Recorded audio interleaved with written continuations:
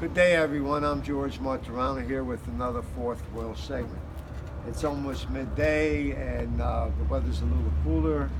And today I'd like to bring something that I created, so much so with a little help of others. There's so many row houses in these northeast cities. You can go a little further. There's row houses in Detroit and in Cleveland, just as well as like I said, the northeast cities, and even in foreign countries, say England, Ireland, Italy. Row houses. There's a story. Actually, there's a story behind every door. These row homes, no lawns. They basically the walls connect. But if I had to just tell my story. In a certain row home, it can go on for, if it was a series, it can go on for weeks and weeks and weeks. Like I said, we all have a story, whether it's sad, funny, bad, intriguing, etc. So it's amazing. A lot of people in this country and the world don't know the culture of the row houses. If you were raised up there, the families next to you, everyone knows each other's way of life, and they know what you're going to be eating certain nights a week, and what you're going to be going and doing. So it's an amazing story about each row house, and so much so that I might start getting involved, maybe with maybe Periscope, internet TV, and start looking into these stories, row house stories by George Martorano. And one particular story, the house that I'm sitting at right now, back in the turn of the century, there was a woman named Elizabeth. I won't go into her last name, but Elizabeth and two cousins, one was a doctor, one was an undertaker. What they do, they were from Italian descent. They would procure Italian immigrants from Italy, bring them into this country, give them a laborer's job, insure them. Back then you would insure like $1 a week. They would insure them, and then they would poison them. She had a boarding house, and this is one particular aspect of it. Boarding house used to run the whole length of the block, but this is one particular row home still connected to that family, and she would collect insurance by killing them with arsenic. It lasted a while, but they got caught, and fortunately I found one of the descendants from that family. Well, good day. Hello. As I talked to you earlier, I'm George Martorano, presenting the Fourth Wheel segment.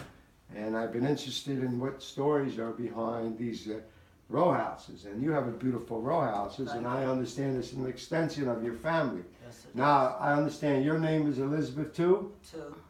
And who was this Elizabeth that caused all this She had atrocity? my great-grandmother. Your great-grandmother? Okay, so naturally you never met her. No. And could I say things? I hope I don't hurt your feelings. No, she's dead. I never met her. She went to the electric chair. Yes, I know. And, That bothered me. And the two cousins of hers, they went to prison, and then they were deported. So justice in America, right up to today, it's not so nice. But according to the story, like I said, I don't know if it's true or not, but according to the stories, there were several Italian immigrants poisoned by arsenic. Yes. And collected on insurance. Was that true? That's true. My mother told me that herself. Yeah. So did the family, did your mother and your grandmother have any hardships in that legacy? Sure we did. That's a legacy we still carry down till today in our hearts, that she was that type of a person. But we learned to accept her fault, and we forgave her. Yeah. And so the name Elizabeth doesn't bother you. Is there any other, was your mother, grandmother named Elizabeth, or you were just named after the my great mother, grandmother? for short, we call her Betty. Okay. So Elizabeth, the name Elizabeth has been A in the stigmatization family. too. Yeah. And I came across it because incidentally, I only do films, but I write, and I was affiliated with the archives in Temple University when I used to write certain pieces, and this story came up, and again, I like to. It interests me because, and there's your front door, and behind that front door is a story as yourself. So I understand that you have some grandchildren. Yes, I do. I have And 3. do they know the story or not know the story? I have to tell the truth. I always speak the truth. So actually the whole family, no matter what, whether they're in Philly, outside of Philly, if they're cousins, Everyone knows. everyone knows the Everyone story. knows the Yeah, story. yeah. Maybe if we ever do a show, maybe I could actually, as we're talking, we can get a picture of her.